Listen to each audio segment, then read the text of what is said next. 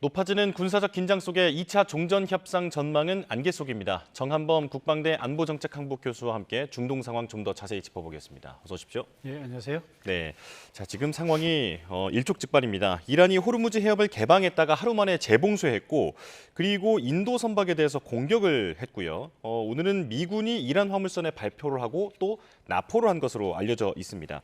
지금 언제라도 전쟁이 재개될 것 같은 그런 분위기인데 교수님께서 어떻게 보고 계십니까? 예, 지금 전쟁 상황이기 때문에 전투가 언제든지 재개된다고 하는 것은 충분히 예상할 수 있는 일이고요. 다만 이제 이 흐름이 전반적으로 이 안정화의 흐름으로 가느냐 아니면 확전의 흐름으로 가느냐, 이건 이제 우리가 봐야 되는 것이거든요. 근데 지금 분위기는 현재까지만 놓고 우리가 본다면, 우리가 어차피 이제 제한된 정보를 가지고 예측을 하는 것이니까요. 일단은 협상 타결 쪽으로 양쪽의 지도부는 방향을 잡고 움직이는 것이 아닌가. 다만 이제 미시적으로 최종적인 협상에 이르기까지 양쪽에 아주 치열한 밀당이 있을 거고요. 지금 이제 협상의 막바지이기 때문에 마지막 순간에 이제 다다르지 않았습니까? 그러면 지금부터 쓰고 있는 한 줄 한 줄 단어 하나하나가 양국의 국익에 아주 치명적인 영향을 미친다라고 하는 점에서 오히려 지금 양측이 더 예민하게 반응을 하고 치열하게 어떤 그 공방전을 주고받고 하는 것은 어찌 보면 당연한 것이다. 이렇게 볼 수도 있을 것 같습니다. 예, 그래도 협상이 진행되는 쪽으로 조금 더 무게를 두고 계신다라는 말씀인데, 하지만 이런 긴장감이 높은 상황에서는 우발적으로라도 어떤 전투가 격화한다든지 할 수 있는 상황이잖아요. 그렇다면 선을 지키는 게 중요할 것 같은데, 지금까지 미국과 이란이 보여준 이 행위들, 납포라든지 공격이라든지 이런 부분들이 그래도 적정선을 좀 지키고 있다고 보십니까? 글쎄요, 적정선이라고 하는 것이 따로 있지는 않죠. 지금 이제 전쟁이라고 하는 것이 잘 아시겠습니다만, 이란의 경우는 최고 지도자를 포함한 지도부 대다수가 지금 폭사한 상황이고요. 또 이란의 국가 기관 시설들이 이제 거의 초토화된 이런 상황이기 때문에 예. 이미 전쟁은 거의 이제 최악으로 치달은 상황이고, 거기에서 이제 휴전과 종전이라고 하는 방향으로 지금 방향을 급선회한 것이거든요. 그러니까 이란 입장에서 보면 선박 한두 개의 어떤 납포라든지 이런 것이 이 대세에 큰 영향을 미칠 것은 아니다. 미국도 이제 마찬가지로 트럼프 대통령이 지상전을 포함한 최대한의 확전은 이미 불가능하다라고 판단을 하고 있는 상황이기 때문에 여기서 이제 공습할 것은 대부분 다 공습을 했거든요. 그러니까 이미 이제 트럼프 대통령은 본인의 정치 스케줄에 맞춰서 지금 방향을 틀었다라고 본다면, 미국과 이란이 이미 이 확전이 아니라 어쨌든 마무리하는 수순으로 방향을 틀었다고 한다는 것은 확실하고요. 다만 우발적으로 지금처럼 간헐적인 이제 전투가 일어날 수 있는데, 그것은 휴전 기간 중에 이 휴전 이제 협정을 위반한 것이 아니냐라는 논란은 분명히 가져올 수 있습니다. 그렇지만 이제 휴전이라고 하는 것은 결국은 종전을 위해서 가기 위한 중간 다리, 임시적인 조처라고 한다는 점에서 보면 크게 지금 상황이 선을 넘었다라고 보기에는 그렇게 대단해 보이지는 않는다, 이렇게 볼 수 있을 것 같습니다. 예, 이번에 미국이 이란 선박을 공격하고 그리고 납포했다라는 데에서 그 의미를 이제 부여하는 그런 보도들도 많이 있더라고요. 왜냐하면 미국이 말로만 한 게 아니라 실제로 무력을 썼기 때문에 좀 상징적인 의미가 있다라고 하는데, 만약에 정말로 납포를 한 것이 사실이라면 나중에 협상 과정에서 인질로도 활용이 되는 겁니까? 글쎄요, 지금 종전을 하는 입장에서 인질로 활용하지는 않을 것 같고요. 만약에 이제 종전이 되면 바로 풀어주겠죠. 만약에 이제 이 선박이 어떤 이제 국제법상의 어떤 국제 제재라든지 이런 것을 직접적으로 위반한 혐의가 있다면 그 부분에 대해서는 논란이 좀 있겠지만, 전체적으로 종전의 분위기로 간다는데, 지금 종전 이전에는 사실은 서로가 서로를 다 말하자면 죽임의 어떤 대상으로 보는 거 아니겠습니까? 미국은 이란의 최고 지도자를 폭사시킬 정도로 아주 극단적으로 갔던 것이고, 어찌 보면 지금 협상장에서 만나고 있는 상대방들, 협상 당사자 한 명 한 명이 상대방 입장에서 보면 제거의 대상인 사람들이거든요. 예. 그런 사람들이 이제 서로 만나서 대화를 한다는 것은 상대방을 이제 인정하는 그런 것이기 때문에 뭐 이 선박을 하나 납포한 것을 나중에 인질로 사용하고 뭐 이런 것들은 크게 의미는 없다 이렇게 보고 있습니다. 예. 이번에 그 배를 공격하고 납포를 했다고 알려진 구축함 스프루언스호 이 부분도 관심을 많이 받고 있습니다. 구체적인 재원이 어떻게 되는 배입니까?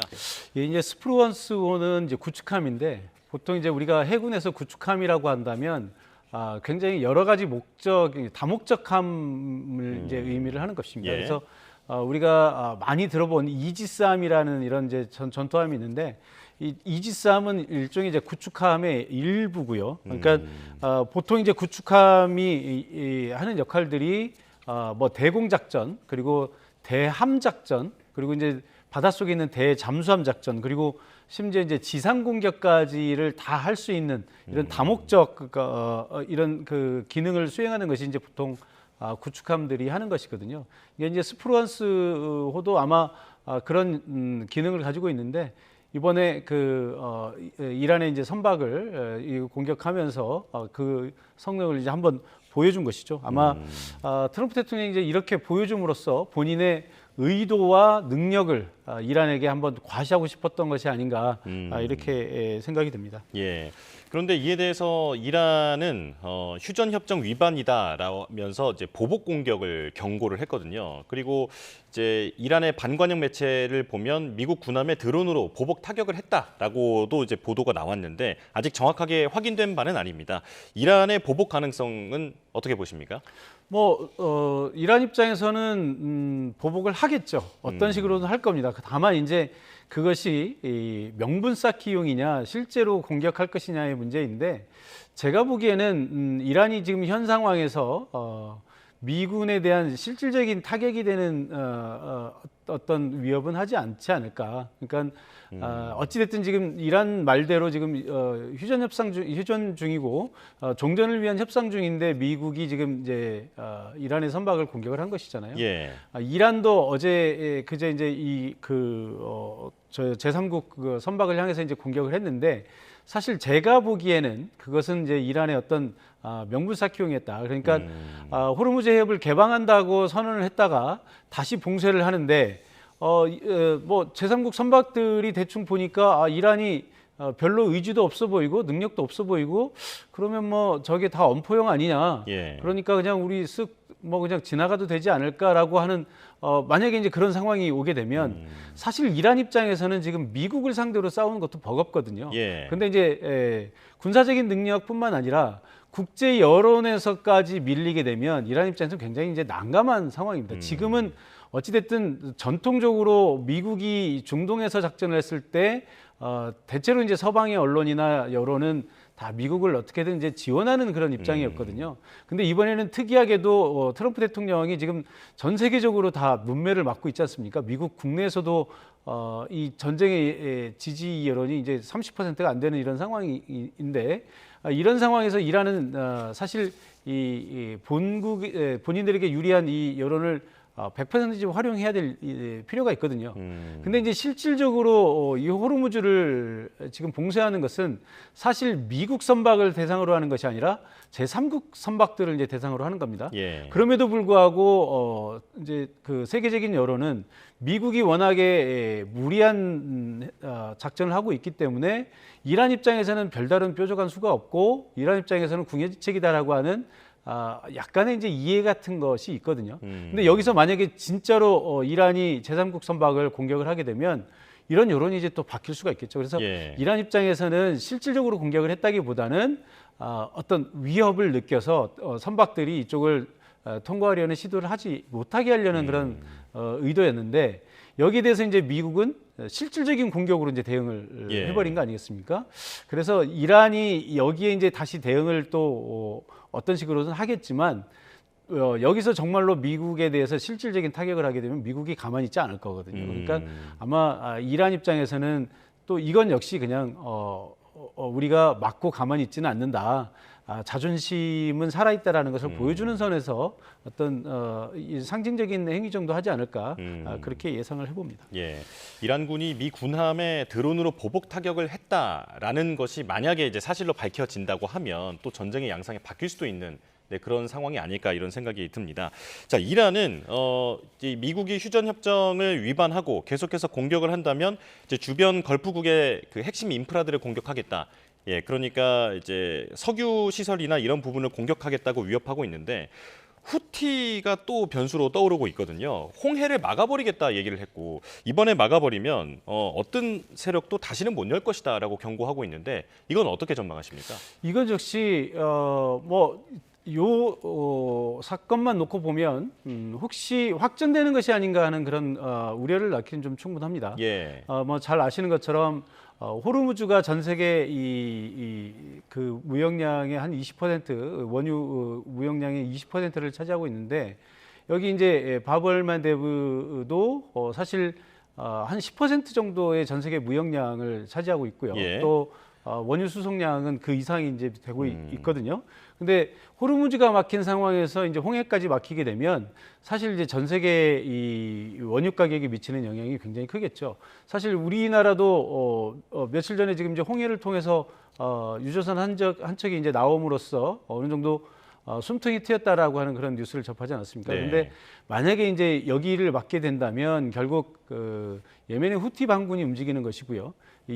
아마도 이제 그렇게 된다면 결국 이제 이란의 요청을 받아서 움직이게 되는 것일 텐데 지금 양상을 보면 후티 반군이 쉽게 참전할 것 같지는 않습니다. 이게 지금 그 이란이 초토화되고 있는 이런 상황을 후티 반군도 다 봤거든요. 네. 그러니까 하마즈가 이스라엘에 의해서 지금 이제 거의 명맥을 잇기 어려울 정도로 이제 초토화된 상황이고 이란도 미국에 의해서 상당히 이제 타격을 받았고 이번에 이제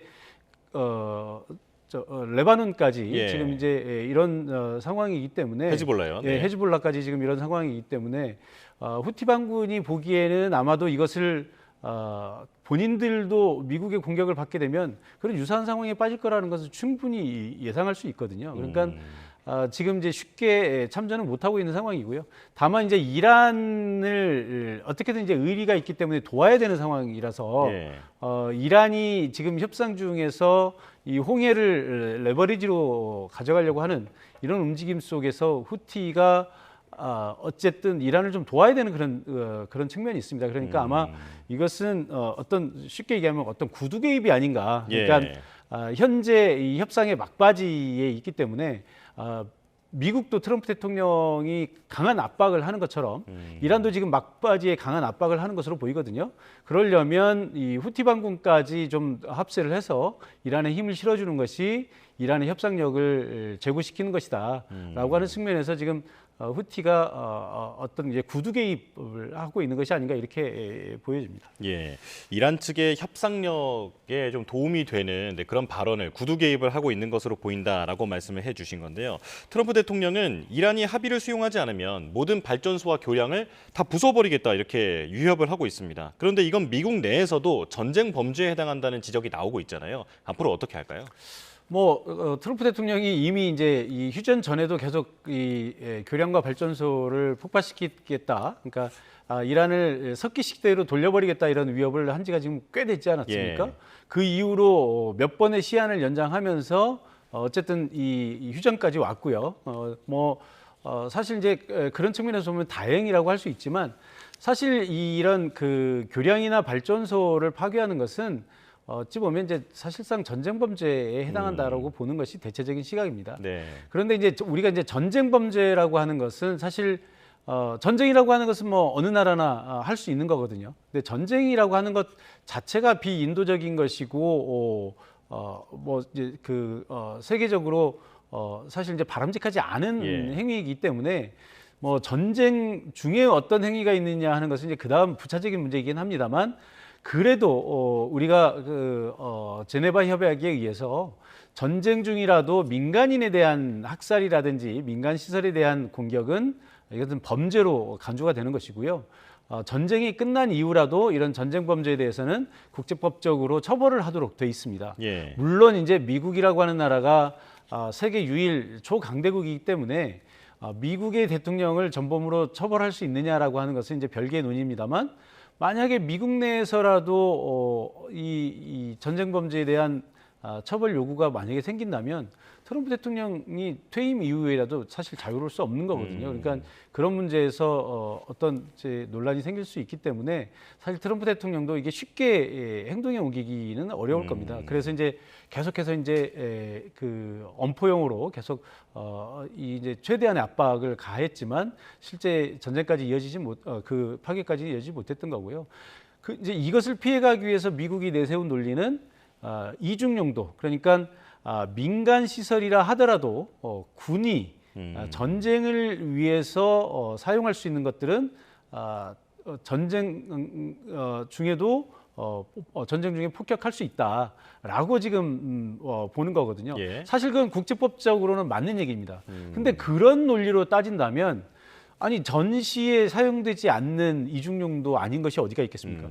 모든 도로는 군인들이 다 갈 수 있는 것이고요. 예를 들어서 옷을 만드는 공장도 군인들의 군복을 만드는 공장으로 이용될 수 있는 것이고, 뭐 하다못해 농업용지도 군인들의 군량미를 만드는 식량창고다, 이렇게 얘기하면 다 이중용도가 되는 것이거든요. 네네. 근데 이제 교량이 뭐 군대가 이동할 수 있는 시설이고, 그다음에 발전소가 전기를 이용해서 군 시설을 가동하도록 도와준다라고 하는 이유로 이중용도라고 얘기를 한다면 뭐 그건 좀 궤변에 가까운 얘기가 아닌가, 저는 그렇게 보고 있습니다. 예.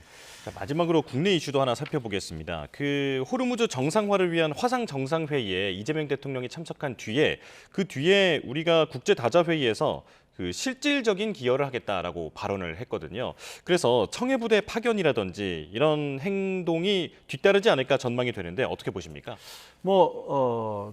전쟁 초기부터 많은 사람들이 그런 해법을 내놨었어요. 그러니까 지금 이란은 미국으로부터 너무 가혹한 공격을 받았기 때문에 이란이 물러설 수 있는 여지는 거의 없다.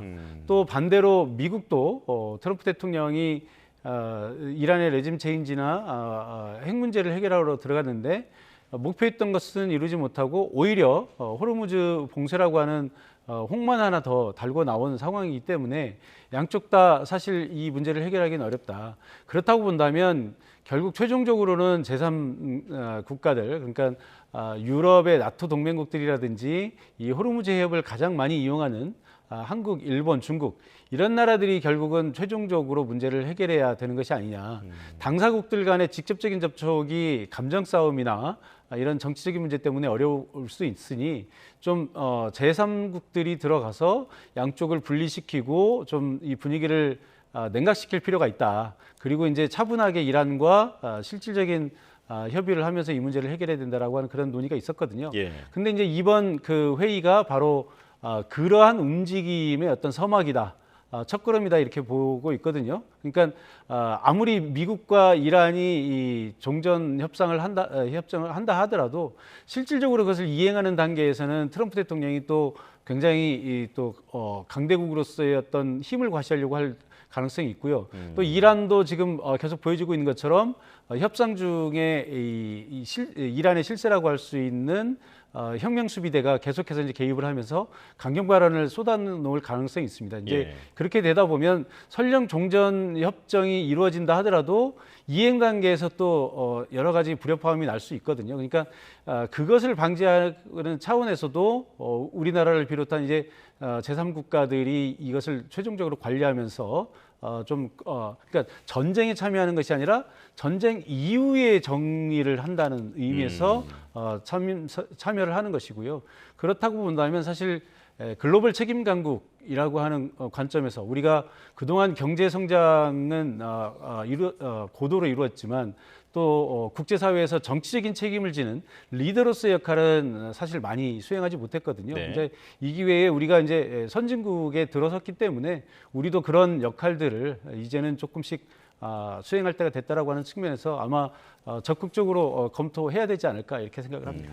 예, 우리 정부의 대응에도 귀추가 주목됩니다. 지금까지 정한범 국방대 안보정책학부 교수와 함께했습니다. 고맙습니다.